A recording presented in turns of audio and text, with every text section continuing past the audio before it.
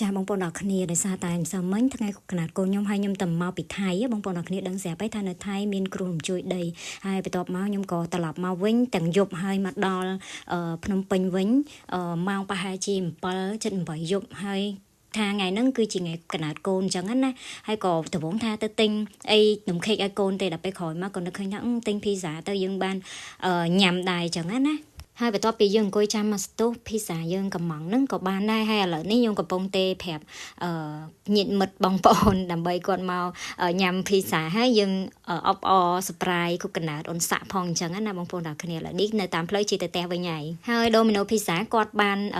យើងសុំពឹតប៉ោងគាត់ឲ្យពឹតប៉ោងយើងឥឡូវនេះឲ្យប៉ាប៉ាផ្លុំពឹតប៉ោងហើយអ្នកម្ចាស់ខួបសម័យខ្លួនគឺអត់ដឹងទេនៅក្នុងផ្ទះស្លៀកពាក់មួយទឹកអីហើយគឺ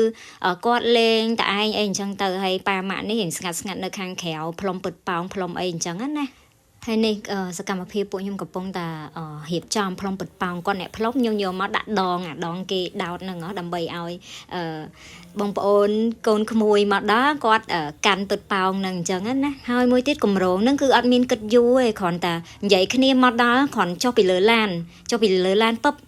ឲ្យកូនចូលមួយទឹកលាកពាក់កៅអៅអីអញ្ចឹងណាហើយខ្ញុំជាមួយគ្រួសារខ្ញុំគឺចេញទៅ2នាក់ហ្មងកូននៅផ្ទះជាមួយអ៊ីគេដល់ពេលហើយយើងក៏នឹកឃើញកម្រងធ្វើភ្លាមសប្រៃភ្លាមហើយទេអញ្ជើញញាតិមិត្តមកភ្លាមអញ្ចឹងហ្មងនិយាយទៅពើប៉ោងនេះគឺយើងអត់មានប្រដាប់សពអីទេបងប្អូនផ្លុំនៅមាត់អញ្ចឹងហ្មងនិយាយទៅទឹកចិត្តឪពុកម្ដាយបងប្អូនចង់ឲ្យកូនសប្រៃចង់ឲ្យ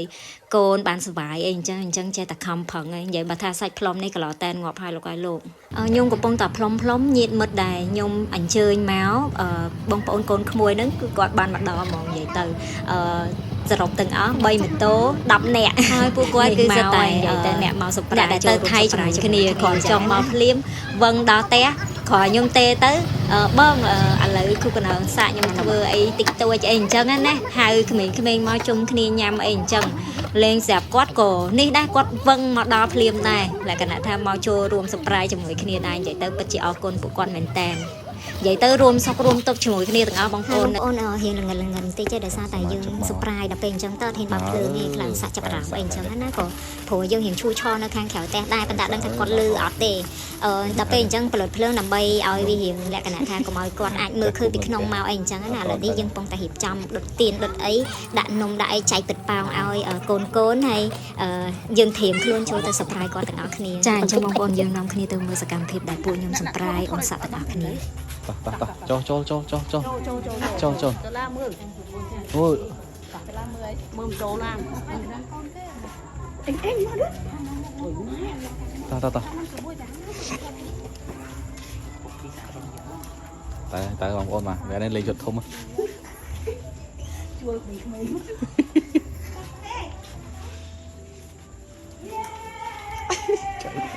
ចិត្តមិនអេ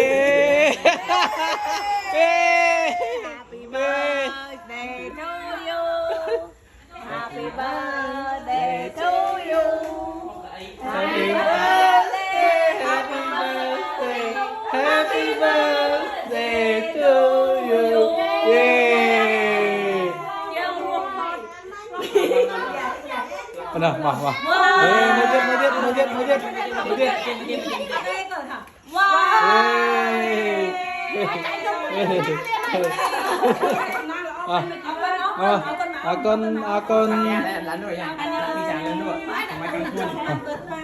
mà thả đồ một xem mà khoanh là mọi ចាបន្ទាប់ពីម្ចា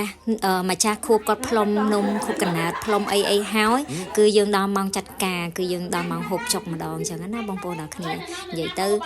យើងមកពីផ្លូវឆ្ងាយហេលហត់អស់កម្លាំងរៀងខ្លួនអញ្ចឹង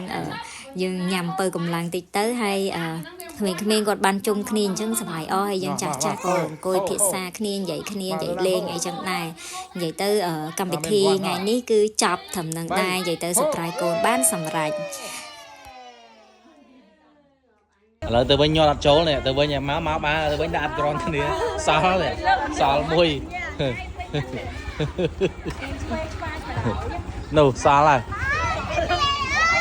ចាហើ ហើយកម្មវិធី surprise កណាត់អនសាឥឡូវនេះក៏ចប់ដែរហើយភ្ញៀវដែលយើងអញ្ជើញមកក៏គាត់អញ្ជើញទៅវិញដែរហើយនេះគឺជាកម្រងរូបភាពដែលយើងបានថតជាមួយគ្នាដើម្បីជារូបអនុស្សាវរីយ៍ណាបងប្អូនទាំងគ្នាហើយក៏អរគុណដល់បងនិងកូនក្មួយទាំងអស់គ្នាដែលមកចូលរួមដើម្បី surprise កណាត់អនសាក្នុងគម្រប់ខួបកំណើត5ឆ្នាំផងដែរចាអរគុណច្រើនហើយខ្ញុំធ្វើវីដេអូនេះឡើងដើម្បីឲ្យទុកឲ្យកូនមើលដើម្បីដឹងថាប៉ាម៉ាក់ស្រឡាញ់កូនអញ្ចឹងគឺវាជាអនុស្សាវរីយ៍មួយនៅក្នុងថ្ងៃកណាត់កូនអាយុ5ឆ្នាំផងដែរចាសូមអរគុណ